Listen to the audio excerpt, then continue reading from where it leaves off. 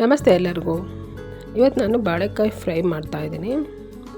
ಇದು ಊಟದ ಜೊತೆ ನೆಂಚ್ಕೊಳ್ಳೋದಕ್ಕೆ ಚೆನ್ನಾಗಿರುತ್ತೆ, ಅಥವಾ ಹಾಗೆ ಸ್ನ್ಯಾಕ್ಸ್ ಥರನೂ ತಿನ್ಬೋದು. ಒಂದು 10 ನಿಮಿಷದಲ್ಲಿ ಮಾಡ್ಬೋದು.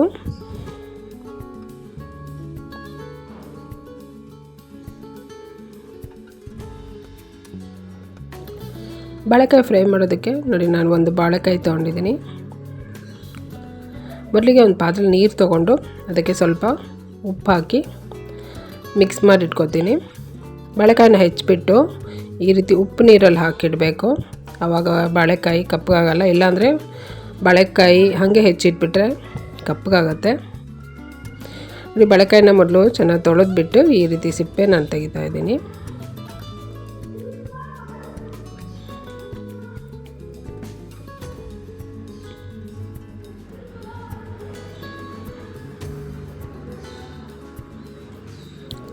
ಸಿಪ್ಪೆ ತೆಗೆದಾದ್ಮೇಲೆ ಇದನ್ನು ಅರ್ಧ ಮಾಡ್ತಾಯಿದ್ದೀನಿ.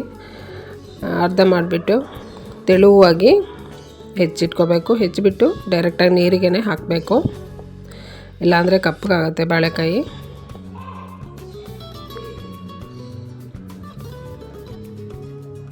ನೋಡಿ, ನಾನು ಈ ರೀತಿ ಹೆಚ್ಕೊಂಡಿದ್ದೀನಿ. ಇದೇ ರೀತಿ ಅಷ್ಟನ್ನು ಹೆಚ್ಚಿಬಿಟ್ಟು ನಾನು ನೀರಲ್ಲಿ ಹಾಕಿಟ್ಟಿದ್ದೀನಿ, ಉಪ್ಪು ನೀರಲ್ಲಿ ಹಾಕಿಟ್ಟಿದ್ದೀನಿ.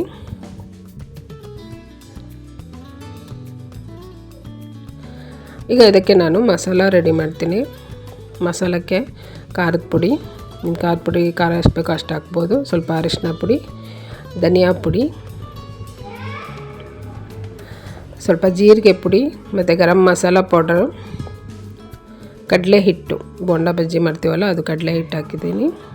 ರುಚಿಗೆ ತಕ್ಕಷ್ಟು ಉಪ್ಪು ಮತ್ತು ಸ್ವಲ್ಪ ನಿಂಬೆ ರಸ.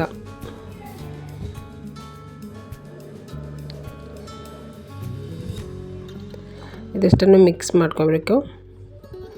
ಮಿಕ್ಸ್ ಮಾಡಿಕೊಂಡು ಒಂದು ಸ್ವಲ್ಪ ನೀರು ಹಾಕಿ ಕಲಿಸ್ಕೋಬೇಕು. ಒಟ್ಟಿಗೆ ಜಾಸ್ತಿ ನೀರು ಹಾಕಬೇಡಿ, ಇದಕ್ಕೆ ನೀರು ಜಾಸ್ತಿ ಬೇಡ. ಇದನ್ನು ಗಟ್ಟಿಯಾಗಿ ಕಲಿಸ್ಕೋಬೇಕು, ನೀರು ಆಗಬಾರ್ದು. ನೋಡಿ, ಈ ರೀತಿ ಕಲಿಸ್ಕೋಬೇಕಷ್ಟೆ.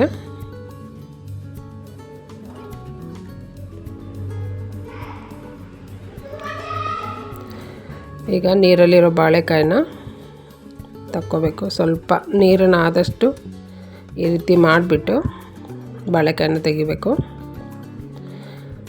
ತೆಗೆದ್ಬಿಟ್ಟು ನೋಡಿ, ಈ ರೀತಿ ಎಲ್ಲದಕ್ಕೂ ಒಂದೊಂದೇ ಪೀಸಿಗೆ ಈ ರೀತಿ ಮಸಾಲಾನ ಹಚ್ಚಿಡ್ತಾಯಿದ್ದೀನಿ ನಾನು. ತುಂಬ ಚೆನ್ನಾಗಾಗುತ್ತೆ, ಮಾಡಿ ನೋಡಿ ಇದನ್ನು. ಇದು ಅದೇ ಊಟಕ್ಕೆ ನೆಂಚ್ಕೊಳ್ಳೋಕೆ ಚೆನ್ನಾಗಿರುತ್ತೆ, ಅಥವಾ ಸ್ನ್ಯಾಕ್ಸ್ ಥರನೂ ತಿನ್ಬೋದು.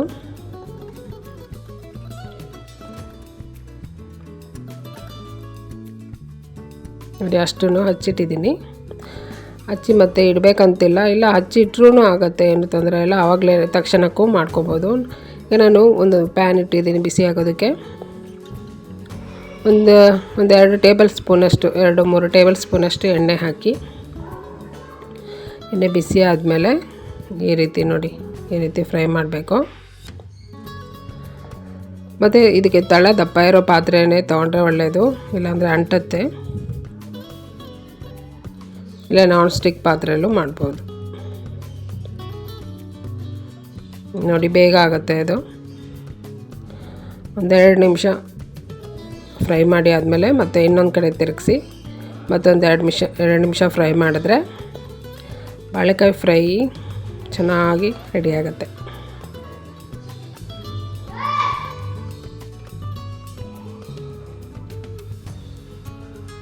ಮೇಲೆ ಸ್ವಲ್ಪ ಕರ್ಬೇವಿನ ಸೊಪ್ಪು ಹಾಕ್ತಾಯಿದ್ದೀನಿ. ಇದರಿಂದ ಟೇಸ್ಟ್ ಚೆನ್ನಾಗಿರುತ್ತೆ, ಘಮ ಘಮ ಅಂತ ಇರುತ್ತೆ. ಈಗ ನೋಡಿ, ಬಾಳೆಕಾಯಿ ಫ್ರೈ ರೆಡಿ ಇದೆ. ಫಟಾಫಟ್ ಅಂತ ಬೇಗ ಮಾಡ್ಕೊಬೋದು, ಒಂದು 10 ನಿಮಿಷದಲ್ಲಿ ಮಾಡಿಬಿಡ್ಬೋದು.